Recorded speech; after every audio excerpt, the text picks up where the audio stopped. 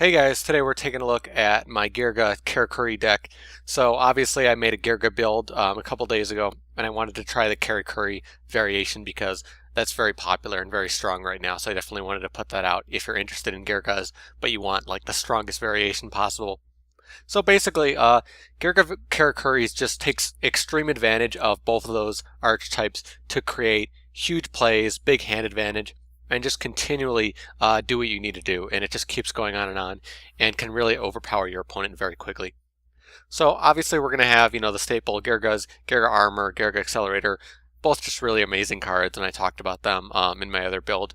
And then we're backing them up with two Geargiarsenal, obviously also a very good card to do some of the other combinations we need. And just so you guys know, the monster count, the monsters that you use in this deck is just pretty much staple throughout the decks. The skeleton's pretty much set, so usually you'll see the same amount. So as far as the other gear goes, like MK-II is usually run at 3, Geargiano is usually run at 1, and then you have Karakuri, Nishipachi at 1, and Saizan at 2. All those cards just really lead you into doing the plays very nicely, getting those synchros out. Watchdog allows you to do some really interesting stuff as well, powering up your Karakuris.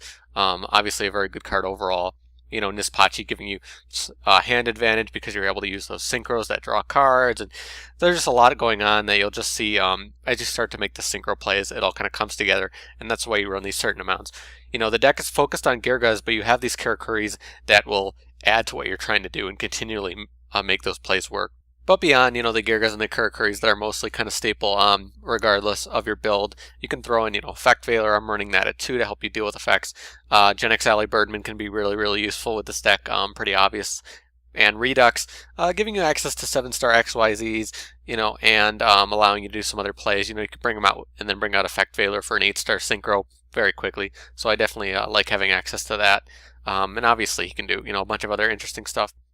For the spells, not very spell heavy, 2 MST. You could run 3 if you want, but we're running Trap Stun, so not as big of a deal. But obviously, back row these days is a pretty big deal.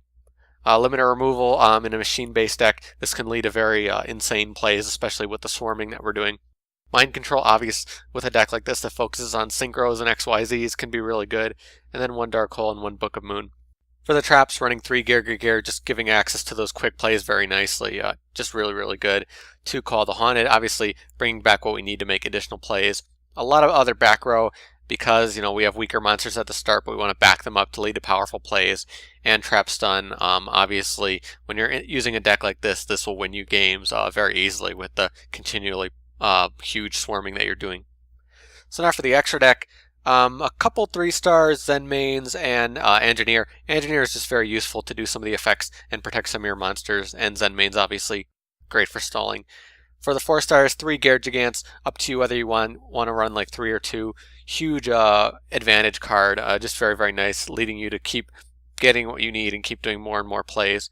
Daigusto Emeral, really, really good in this deck to recycle into your deck so you can activate things like Gear or use some of the other plays that you're able to do.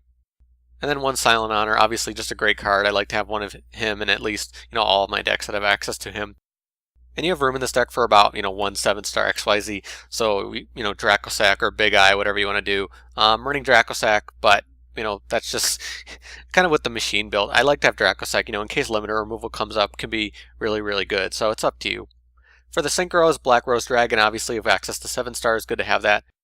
1 of the 7-star Karakuri, obviously just giving you access to some additional plays, and 3 of the 8-star Karakuri, just a really, really nice card. Obviously both of them give you, continually special summoning, so it allows you to do continual plays, and once you start to get, a lot of these on the field, it becomes really annoying for your opponent to deal with. And then 1 Crimson Blade or 1 Scrap Dragon, probably, the most useful 8 stars nowadays, but you can run, other ones if you want. For the extra deck, so if you haven't seen my videos before, side decks in my videos are kind of just recommended cards. They aren't meant to be a side deck for matches. These are cards I just want you to think about when you're going to build your own Geargia Karakuri deck.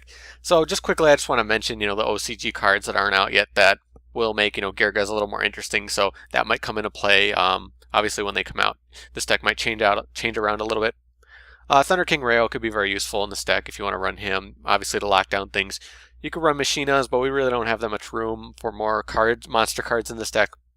We can run a lot more Synchros. You can run Armory Arm because we do have, 3 stars. We can run Catastor because of 4 stars and Effect Veiler.